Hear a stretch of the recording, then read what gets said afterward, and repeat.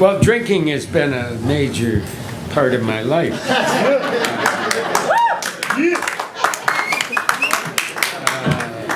I enjoy it. I used to abuse it, but lately, I still do.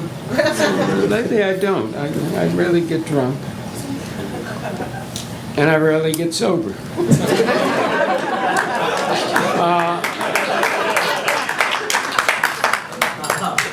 This is a poem about my discovery of alcohol, along with my brother, my twin brother, and a dear friend of ours. It's called Gin. The first time I drank gin, I thought it must be hair tonic. My brother swiped the bottle from a guy whose father owned a drugstore that sold booze in those ancient honorable days when we acknowledged the stuff was a drug. Three of us passed the bottle around, each tasting with disbelief. People paid for this?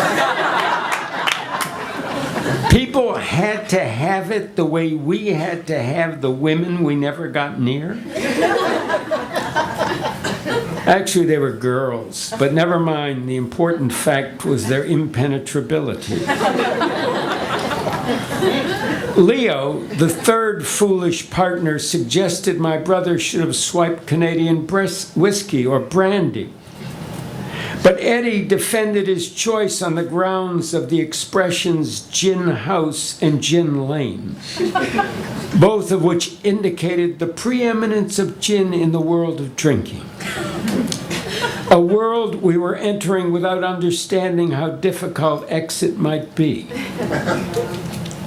Maybe the bliss that came with drinking came only after a certain period of apprenticeship.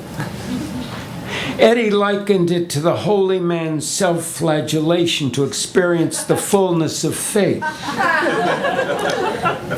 He was very well read for a kid of 14 in the public schools. So we dug in and passed the bottle around a second time, and then a third. In the silence, each of us expecting some transformation.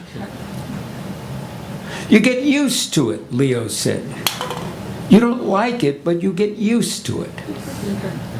I know now that brain cells were dying for no earthly purpose. That three boys were becoming increasingly despiritualized, even as they took into themselves these spirits. But I thought then I was at last sharing the world with the movie stars. That before long I would be shaving because I needed to. That hair would sprout across the flat prairie of my chest and plunge even to my groin. That first girls and then women would be drawn to my qualities.